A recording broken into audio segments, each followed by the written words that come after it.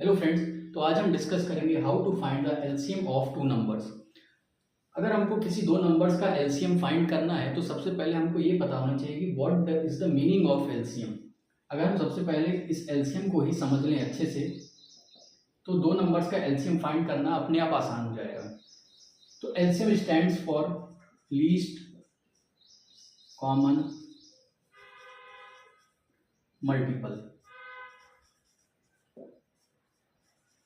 ये होता है एलसीएम का full form, least common multiple. तो सबसे पहले हम इस लीस्ट कॉमन मल्टीपल में हर एक वर्ड को समझेंगे कि उसका मतलब क्या है। तो सबसे पहले हम स्टार्ट करते हैं इस वर्ड से, जिस मल्टीपल। मल्टीपल का मतलब क्या होता है? मल्टीपल का मतलब वो नंबर्स होते हैं जो कि आपके उस नंबर से डिवाइड हो जाएंगे जिस चीज़ का आप मल्टीपल निकाल रहे हो।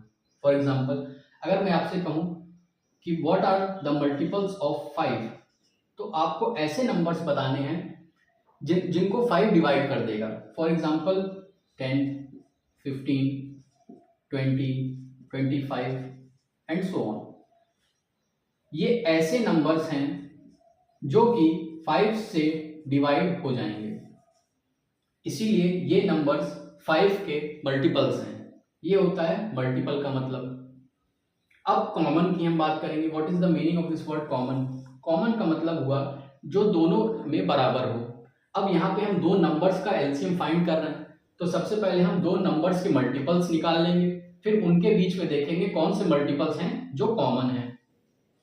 तो अगर मैं एक और एग्जांपल की बात करूं यहाँ पे, सपोज मुझे दो नंबर्स गिवन हैं to find the LCM of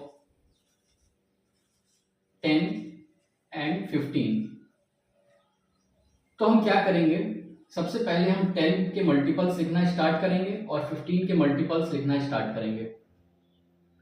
तो हमेशा याद रखिएगा कि वो नंबर अपने आप को तो डिवाइड करेगा ही, इसलिए हर नंबर खुद का भी एक मल्टीपल होता है। तो सबसे पहले हम स्टार्ट करेंगे 10 से, इसके मल्टीपल लिखेंगे 20, 30, 40, 50 एंड सो ऑन। ये 10 के मल्टीपल्स हो गए। अब बारी आती है 15 की। अब 15 के मल्टीपल्स लिखना स्टार्ट करते हैं। 15, 30, 45, 60 एंड सो ऑन। ये नंबर्स 15 के मल्टीपल्स हैं, यानी ये नंबर्स 15 से डिवाइड हो जाएंगे, और ये नंबर्स 10 के मल्टीपल हैं, यानी कि ये 10 से डिवाइड हो जाएंगे।